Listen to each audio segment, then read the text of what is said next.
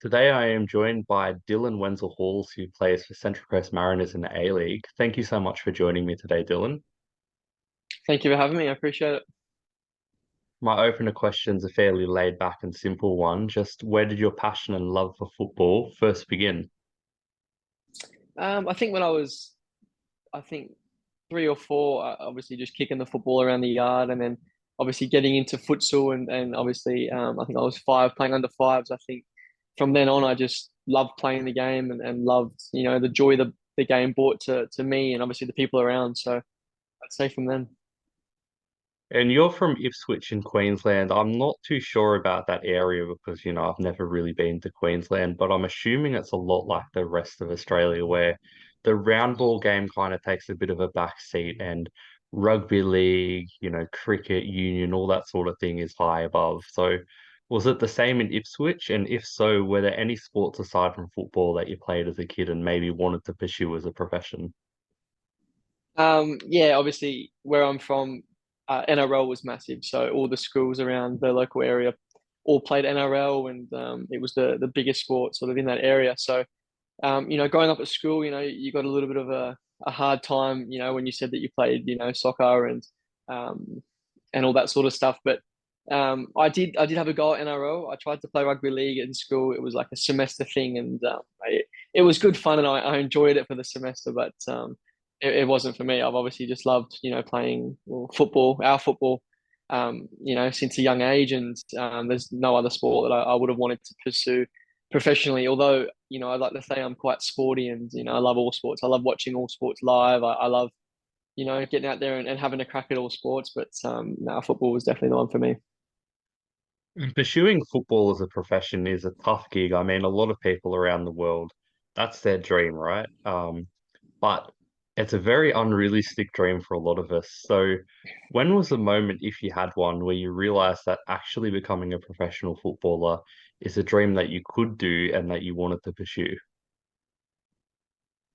Obviously, yeah, like you said, ever since a young age, I've always dreamt of that being my job. And whenever someone said, "Oh, what are you going to do?" I'd always say, footballer, or I want to play soccer. And you got some funny looks at times, and I suppose rightfully so with the small percentage that make it to the professional stage. But I'd say probably under 16s to under 18s it was massive for me. Obviously, um, I had a couple of good seasons at sort of 16s and 18s levels, and scored heaps of goals in the NPL there. And I think it was from sort of that probably 16 age where I'm thinking I can definitely have a crack at this and be a real chance. Um and yeah, I definitely sat around that age. And you joined Brisbane Roar's Youth Academy actually before you ended up playing for them in the A-League. Spent a bit of time there. A lot of lessons are learned when you join these professional setups, when you go from playing, football pretty much for the fun of it with your mates in the park to chasing the dream, being in an academy to become a professional footballer. So when you first joined there, what were some of the biggest sacrifices and lessons that you would say you learned? I think even before then there was so many sacrifices. Growing up, obviously in high school, your friends are going to house parties and all that sort of stuff, and you've got a game the next day, so you're not going, and you're just at home plotted up, relaxing. So things like that, of course, and obviously losing your weekends as a kid, to football, is a sacrifice that I've had to make, and my family's had to make as well. But obviously, it's one that I wanted to make, and it was one that I knew would pay off in the long run. But I think the biggest thing from transitioning from say the NPL academies to the Brisbane Roar Academy was just the standard of obviously the training and the expectation of you. So, for example, like you rock up there and they go, oh, day one you got skin folds, and I'm like, I've never had skin folds done in my life. Like, what's this about? Weighing in, weighing out, all that sort of stuff. I think the NPL stages they do that now. That's normal now, but back then, going back 6, 7 years ago, it wasn't normal. And um, I just say the expectation, you're playing with sort of, especially at Brisbane, you're playing with the best of the best at that sort of age who are all wanting to ultimately progress to the first team. And the reality is, a small percentage of those players do. Every year maybe one or two go to the first team, if that, out of say 20. So it's a harsh reality, and it's obviously comes with pressure, and it comes with expectation and all that sort of stuff. But yeah, they were the main differences I found. You're right, it is a harsh reality, and unfortunately, with a lot of these youth academies, we see a lot of players not make it through to the next stage, and a lot of players who are very, very talented get let go actually. And you unfortunately were one of them at Brisbane Raw. How did you first deal with that, knowledge, finding out that you were let go? Was it a moment where you thought maybe you might pursue something else other than football, or did it really drive you to prove them wrong and go, look, I know I can make it as a professional. I'll show you what you're missing out on. Yeah, briefly, when I first got the news that I was going to be released from the Raw Academy, I thought, that was it for me because there was only one professional team in Brisbane. I think I was just turned 18 as well. So yeah, I think it was brutal because you thought, is that my only chance gone? Because back in those days, again, there wasn't as many NPL players getting picked up for A-League teams. It was you either you've been in the A-League before, you come through the academy. There wasn't too many players, probably bar Jai Ingham, that come from the NPL. Whereas now again it's becoming more common, which is so good to see. But yeah, at that moment it was heartbreaking because yeah, you thought that could be my last chance, and that's it. Especially at 18 when if you're not sort of in these teams by into the first team from the academy by 18, 19, you're done. So for me, it was a massive opportunity to learn from that, and I was adamant that I would still become a professional. I had a choice, I could then go and enjoy my life and enjoy my weekends and play comfortably, or it was either that or work, extremely hard, work harder than the people around me. And back then, I always had the mentality of, plays in the A League, even if I thought I was better than them, they're training 5 days a week. So me training, 3 days a week in the NPL is not quite enough.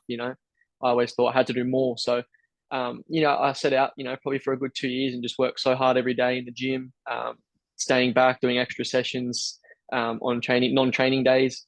Yeah, I was adamant that I was going to get my opportunity in the A League. Had I have scored, good amount of goals in the NPL, and fortunately, I did that and got my chance. And yeah, it's something I'm forever grateful for. And ironically, Brisbane let me go, and then obviously re-signed me. But yeah, it was a crazy 2 years, that's for sure. You definitely did take your chance in the NPL and prove them wrong. I mean, you scored pretty much 2 goals a game on average almost. You were absolutely flying and you did get picked back up for Brisbane Raw. Signing for Brisbane Raw again with that little bit of experience, with that extra fire in your belly, and making your professional debut after such a couple of, difficult years. How special and how good was that moment for you, if you can even put it into words? And personally, when you got on the pitch, how do you think you went during your debut?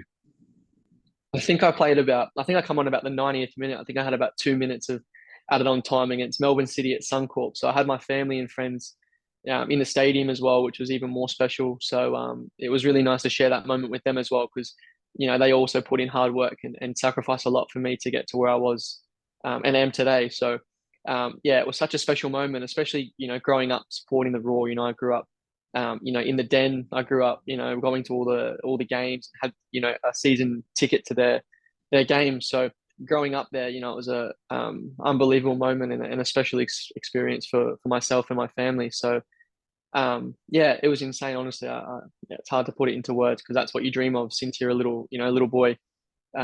Especially watching all those games at Suncorps throughout the year, and yeah, it was really special. Now, before we started recording, we were speaking a little bit about fans and signing autographs and all that sort of thing. You remember your first game? Do you remember the first time someone asked you for a picture or an autograph? To be fair, I don't remember exactly, but it was before I even made my debut.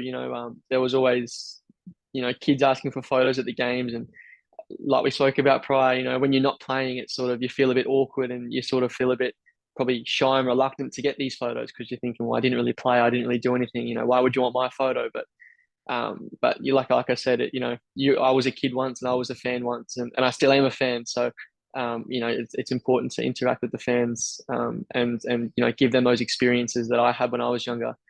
Growing up, asking players for photos and waiting for their signatures. For all these hours. You spent a number of good years at Brisbane Roar. You were playing some very good football. You were utilised very well, I thought, at Brisbane Roar. And then you left for Western United, which was a new challenge. A lot of players who have left for Western United, in particular, tell me they went there for a different challenge. Was that the reasoning for you, or was it something else? I think for me, yeah, like you just summed it up. It was a different opportunity. It was a different challenge, and it was a good experience for me to leave, leave home, and go try something new. Melbourne's a big city, and it was a new club, and it was a new opportunity for me to just sort of get out of my comfort zone, and I suppose not be the local lad.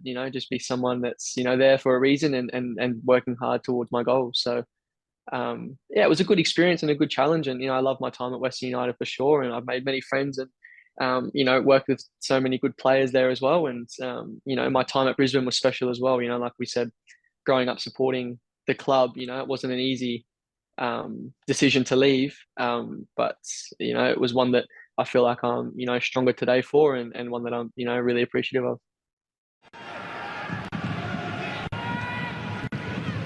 Diamanti with a chance to turn and feed it beautifully into the path of Dylan Wenzel-Halls. Western are on the attack. Dylan Wenzel-Halls! That is a sensational finish. And Western United take the lead. And it's 2 goals in 2 for Dylan Wenzel-Halls. What a finish. And what a ball from Diamanti. And as a striker, you benefited more playing under a striker, for example, John Aloisi, who knows your role on the pitch more, and you were able to get good advice from him, or was it not so much the case? No, I don't. I think obviously, all the strikers that I've worked under Robbie Fowler, Aloisi, they've always got little bits of advice for you, but I think it's more working the players around you, is the most important thing for me because, I've worked with some fantastic strikers and players, in my career so far, the likes of Taggart, Roy O'Donovan, Enrique, for example, Prijovic, is a big striker and he's done a lot for the the Serbian national team. So I've worked with some unbelievable players, and I think that's where you learn the most is on the field playing. That's the biggest learning curve for players, I think, and then obviously learning from the people around you because they can take you under their wing and talk to you through their experiences, and they're the ones that are on the pitch with you today. So it was unbelievable and surreal to work with some of the players that I've been able to work with. And speaking of the good players, obviously a guy like Prijovic, he's going to be one of the first names on a team sheet. And unfortunately for other strikers such as yourself, you may need to bide your time a little bit. Minutes may be scarce. So how do you prepare for a match where you know you may get like 5 minutes, 10 minutes, 15 minutes? How do you prepare yourself and how do you best sort of utilize yourself to make an impact and the most of your minutes off the bench? Yeah, it's always difficult, when you're playing off the bench or you're stuck behind a main man, like Prijovic, he's come in as a big player for the club. So it's always difficult. But I think actually I was speaking, about that today with the assistant coach at the Mariners, Danny. And I was just saying when you're not playing, it's important to just keep working as hard as you can and work as hard as you do when you are playing because eventually, whether it's in a week's time, 2 weeks' time, 8 weeks' time, when you get your chance to play, you need to be ready at the end of the day. And the only way to be ready is to put those hours in at training and not slack off or take it easy because you're not playing. It's important to keep training at a high intensity and keep holding yourself accountable to a certain expectation. So that way, when your chance comes, you're ready. I think that's the main thing. But coming off the bench is always a different role. As a striker, it's always to obviously, come on and score a goal or score the winner. But it's also to provide energy to keep those defenders on their toes and just basically provide energy. That's a lot of the time I come on is to do that. I've got to say, at the Central Coast Mariners, you've been one of the most popular players among the fans. They seem to really love you. And it seems to be a very tight-knit club, not just with the players, but also with the community. And Gosford looks absolutely beautiful. The stadium's one of the most beautiful I've ever seen in the world. What's it like being at a club with such a good culture around fans and players compared to, I'm not saying Brisbane Roar or Western United didn't really have that, but I feel Central Coast Mariners is really unique in the A-League with that sort of, fan engagement. So what's it like being at a club like this where basically you're part of the community, everyone absolutely adores you, and you get to play in this beautiful place every week? Yeah, it's obviously it was a massive change, obviously from where I'd been previously, because the Central Coast is it's a beautiful place, but it's quite a small sort of coastal, I wouldn't call it a town, but a small, coastal area where, sort of everyone seems to know everyone, and there's one team on the coast, and that's the Mariners. There's no professional NRL, AFL teams, etc. So you're not fighting with those sorts of other codes. So it's such a good experience here. Obviously, you walk down the street and you always bump into somebody, or someone's been at the match, or you see a Mariners hat or a Mariners backpack or a jersey. So it's definitely different from where I'd been before. So I think like you said, it's a really unique opportunity here because, or for that reason alone. So, it's important that, the community keeps growing, and obviously that the Mariners give back to the community. And I think, last year was a good example of that. The Mariners have had a couple of tough years, and obviously last year was so special to obviously win it and, give something back to the community. But yeah, it's such a unique experience, and I wouldn't think there'd be many A-League teams around the league that are sort of representing such a small, close-knit area. There are opportunities well in the first. And this could seal it. And wouldn't you know it, Dylan Wenzel-Halls against the club he left to join the Mariners. The only defender there. Couldn't do anything to stop the two Mariners attacks. Maresh with a lovely chested pass. And for any Mariners fans who may not have really gotten the chance to see you play and see what you're capable of, how would you describe yourself as a footballer? That's a tricky question. I like to think that, I like, I love to make forward runs. I like to be energetic. I like to try and give, the opposition backline a tough game, or at least know that they're in a tough game from chasing me around and sort of me, getting at their heels all the time, every time they get the ball. So, I'd say, energetic, lively, and someone that, loves to score goals. And, although, you don't score goals every week you play, it's always my aim to go out there and contribute in the most I can, so that's goals and assists, but that's also, my runs off the ball. That's also, linking up, with my teammates that potentially might lead to a goal. So yeah, it's a tricky question to answer, to be fair. Well, I like to throw in a tricky one at the end, considering my first one's very easy. But thank you so much for your time today. I've appreciated your answers. I've got to say, you got one of the best mentalities of any athlete I've ever spoken to. And I hope to see you on the pitch later on this season and get more minutes.